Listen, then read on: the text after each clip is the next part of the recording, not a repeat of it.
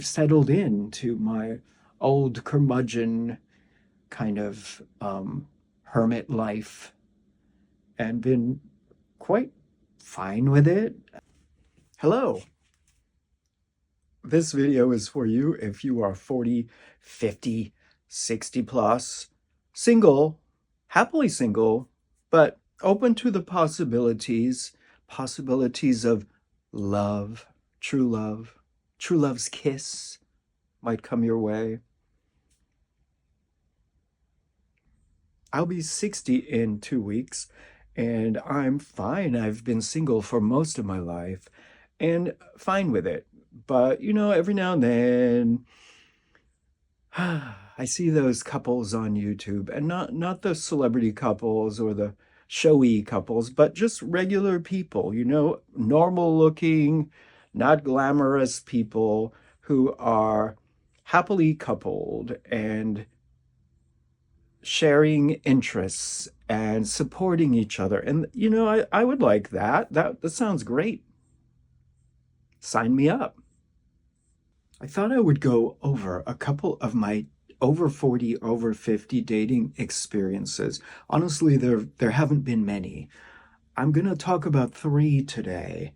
And really, there haven't been more than maybe 5, just because they go badly and then I'll take a long break, sometimes for years before I'll try again. Yeah. First one that comes to mind is this guy that I met on this website called Atom for Atom, which was an early version of the apps that we now have that are so popular, but it was just a website and you could chat. Very primitive compared to now. This guy, I thought he was cute. I found out by researching his name because he used his real name. I looked up his name and he came up as the writer and creator of this very popular movie, a horror movie that became a very popular series, franchise. And so I thought, well, that's cool. He's creative, he's successful, he's moderately attractive. And we ended up going out a couple times. The first date was pretty good. We met for coffee and we talked, and then we planned to get together again. The second date, there was a bit of a glitch because on the first date, I had long hair, and then for some reason, I just wanted to buzz my hair at that point. So on the second date, I had completely buzzed off all my hair, and this evidently was an issue. He was no longer attracted to me, but he kind of he pretended like he's fine with it, whatever. But I have a feeling he really wasn't into me with a different look. And then on the third date, he spent the whole time on his phone. He supposedly had a deadline for a film that he had to have the script finished by a certain date. And so he was on his phone talking to his agent or somebody the entire time. That was a lunch date, I remember. Sitting and eating lunch while he talked on the phone. And then he said, well, listen, I'm going to be really busy for the next 2 or 3 weeks. So if you don't hear from me, that's why. So I was like, okay, cool. I was okay with it. I thought, well, he's really busy and he's working hard, and that's a good thing. Oh, by the way, on the first date, he had told me that he had a problem with addiction with alcohol, and that this didn't affect me at all. I was fine with it because it seemed like this was an issue that he had dealt with and he was past it, but he just wanted to let me know that he had in the past had a problem with alcohol. And I was like, okay, no problem. That's cool. I appreciate him being honest. And people that work on issues, that's a positive thing. That's not a negative thing. Oh, the noise. The noises. Cars, helicopters. So after the third date, I didn't hear from him, just as he said he was going to be busy. So I didn't hear from him for 2 weeks, 3 weeks. I think it was more like 4 or 5 weeks. And I didn't text him or bother him because I just didn't. I just thought, it's fine. If he's busy, he's busy, and I don't want to come across as too needy. Um, so I around the maybe 5 week mark, I ended up going out with my friends and we were at a bar. I think we were at Mickey's in West Hollywood. And I remember I was just standing there. I had a drink. My friend had gone to the restroom and I looked toward the door and there's my date, my writer date. Uh, he comes in, he walks in. He's looking right at me, but he is clearly stumbling and like super, super intoxicated. And this was early in the evening. It was like 7 o'clock or still light outside, I remember. And that's when I realized, I get it. I get it. So he kind of had a relapse and was dealing with that. And we were done. So that was the last I ever heard of him. Um, I actually did find him last year on TikTok, and he seems to be doing well. So that's good. But I didn't reach out to him or anything. He probably wouldn't even remember me. This was a while back. So that's one. Another one who I met in the same way on the same website, and he was another creative. He was a hairstylist. He was British, and I really liked I liked his way of speaking because British accents are sexy, evidently, to me. Superficial much? But so yeah, we went out once, we went out twice. The first time I think was meeting at a Starbucks, I think on Sunset, if I remember correctly, the one at Sunset and Crescent. And it was fine. And we made plans for another date. And our second date was going to the movies together. And strangely enough, I'm such a person who's never ever late. I'm always on time. I'm always early, in fact. But for some reason, on that date, I was late. I was a couple minutes late. And he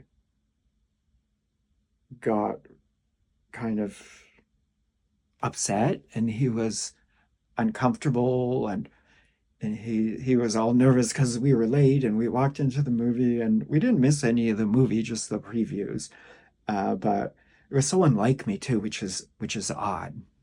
But it was good because it showed me who he is, I guess. He ended up getting diarrhea from being so nervous. His stomach was making noises and he had to go to the bathroom during the movie. And so this date was a huge flop. But yet we didn't break up. We just at the end of the date we're like, okay, well, I'll talk to you soon. Like we were gonna just continue on, right? Well, um, shortly afterward, he sent me a message on the website on Adam for Adam and said, "Hey, it was really nice meeting you, but I met someone else. And so, you know, I don't want to go out with you anymore." So, yeah, that was the end of that one. But I do remember feeling a little bit hurt by it. A little disappointed, but not to the point where it was an issue. It was like 2 days later, I was back to fine and whatever, no biggie. Noise, noise. There was another actor. There was an actor that I dated actually. Um, he was very artsy. He was British as well. His father was a famous musician in England. So it seems as though I was really impressed by people in the industry. And this is LA, so, go figure. But this guy, British actor, and I had actually had a movie DVD that he was actually in, which was kind of cool to be able to see him in a movie. And I was dating him. So we went on one date. It was an art exhibition. I think that was the second date. First date, I don't remember. Second date, we went to meet at an art gallery, and I remember the art being a little bit above my level because it was a person just sweeping trash into the center of the room, and that was the performance art. I remember them wearing sort of a coveralls, like white coveralls, like work outfit, and just sweeping this broom and sweeping this whole bunch of trash into the center of the room, and that was the art exhibit. So it was, yeah, it was above my level of being artsy, I guess. I wasn't artsy enough for that, but it was fine. I didn't have a problem with it really.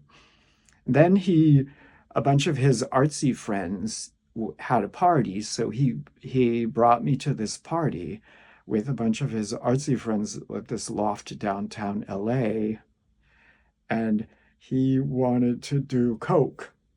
They were all doing coke, and first he had said to me that he had said to me that he didn't want to do it. He's not, he doesn't do it. He doesn't do coke. And okay, fine, but then 20 minutes later, he's doing coke.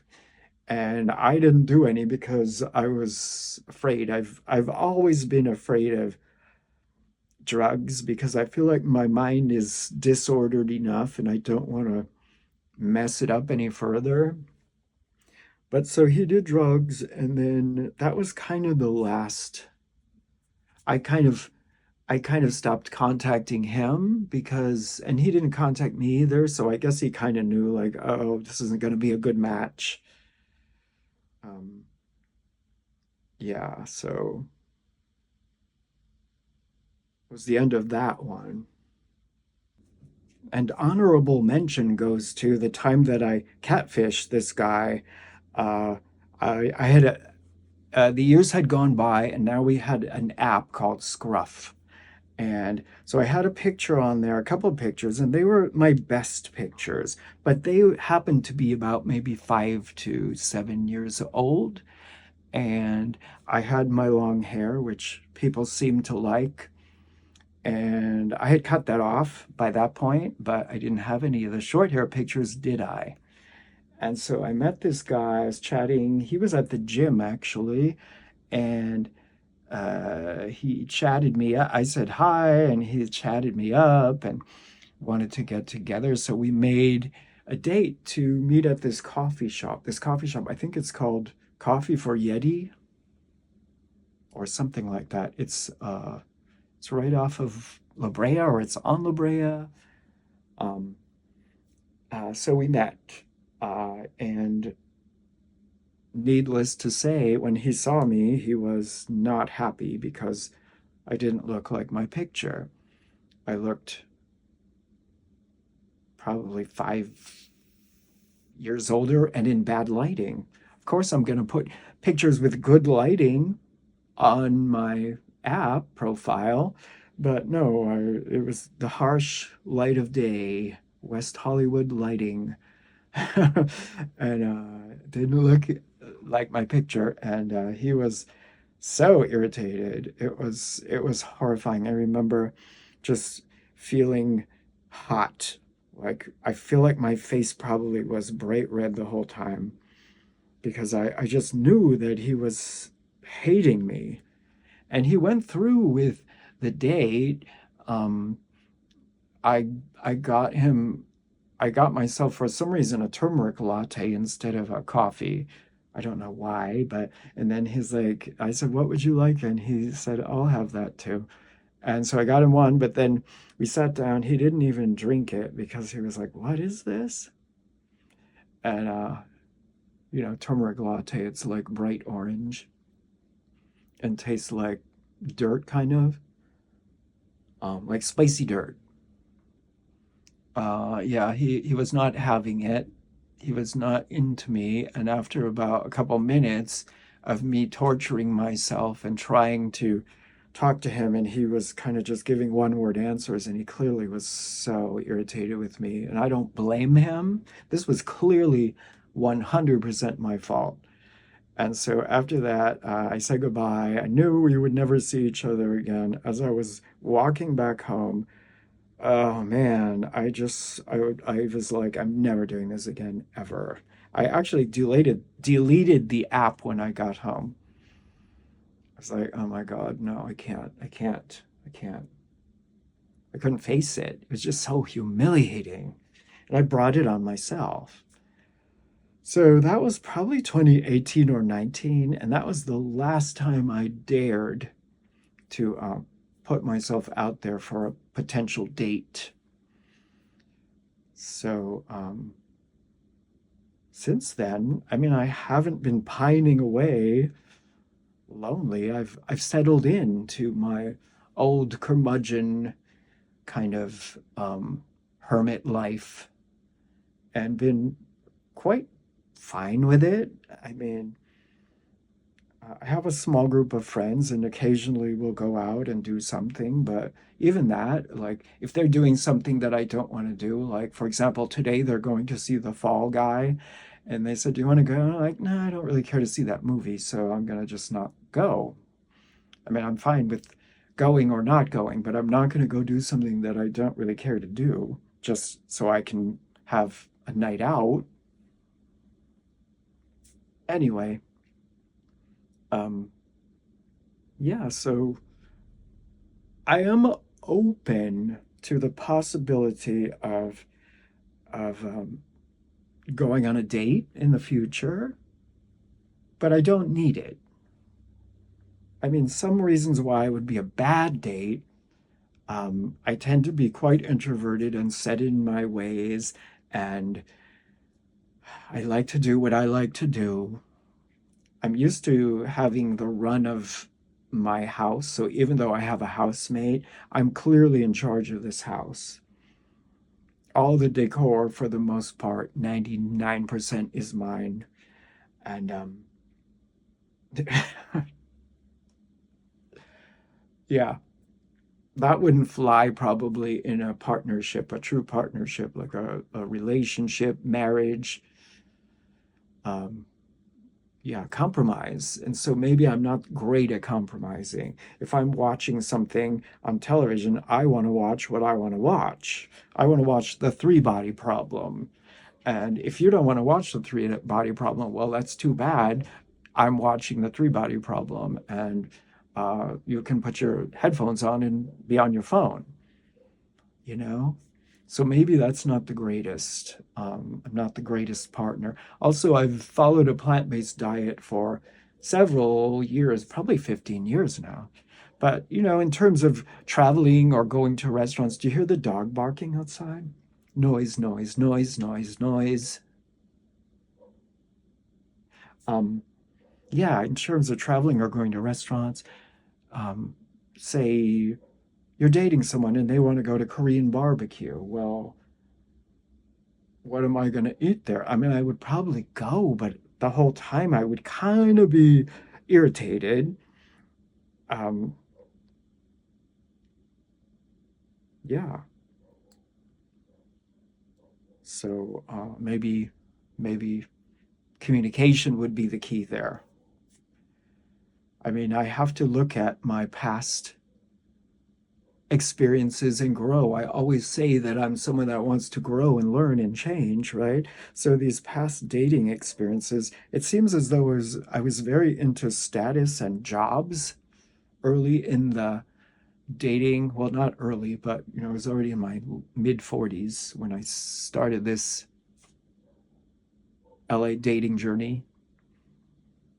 But yeah, writer, hairstylist to the stars, actor, um, two of them British. Um, oh, and there goes my dog. Hmm. Peace, peace, peace. Okay. Chaos has calmed. Here comes more, though. Helicopter. Um, so, obviously, everyone knows, right? There's more important things than people's job, people's origin, the way they speak.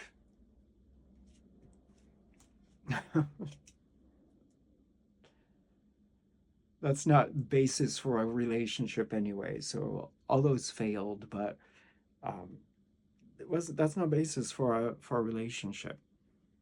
Really, these superficial things.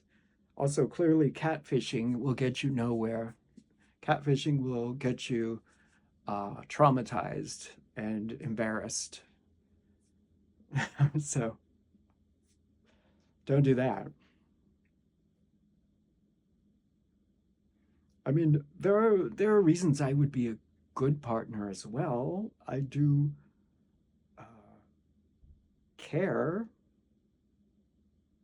I'm supportive in people's projects and people's wanting to grow. And I always want to grow and learn and be a better person. I do like doing laundry. So if you don't like doing laundry, well, I'm your guy. Is that all I have to offer? Laundry service. Um, I mean, I'm not the handsomest. I'm not the sexiest. Things are falling a little bit. The neck is a disaster. What is going on here? But oh, and as someone who's a part of the gay community, I'm really kind of repulsed by certain gay sexual practices. Uh, so that cuts out a huge portion of the dating pool for me. Uh, yeah, I do have uh, an aversion to certain sexual practices that gay men enjoy because they just seem so unsanitary to me. I'm just, ew. So, will I ever find anyone to date again? Who knows? I mean, like I said, and maybe you feel the same, I don't need a partner as long as I am comfortable alone or comfortable with having a few friends that fulfills my social needs. And also because I teach online and I talk to my students every day, and that gives me social interaction daily, and so that fulfills the need to connect with people in a way. But I do feel like there could be some growth and benefit from trying again and just putting myself out there and being willing to try a relationship. I do see these happy, seemingly happy, just normal people, not glamorous and showy, but it's regular old people that are partners. And it seems nice. It seems nice to have someone to grow with, someone who shares interests, someone who supports you, someone to go through the daily challenges that we all have with. But self-sufficient. I've always been self-sufficient since early childhood when I was bullied at school, but also couldn't talk to my parents because my dad was ashamed of me for being a feminine little boy. And so I learned to rely on myself. And I'm kind of actually glad about that because we all go through challenges that we have to face. And whether or not we have a partner, a large part of it comes from taking care of yourself emotionally. So that's one benefit of the way I was raised and the way I grew up. But who knows? Turning 60 soon, dating, I'm open. I'm open, but not needy. I'm open to it, but I don't need it. Um, yeah, and if you're the same, I wish you happiness. And if you want to date, I support you. If I ever get a date, I'll keep you updated. Um, don't hold your breath, but it could happen, so you never know. Until then, I'll just keep doing what I do and living my life and trying to be happy. And I hope you are happy as well.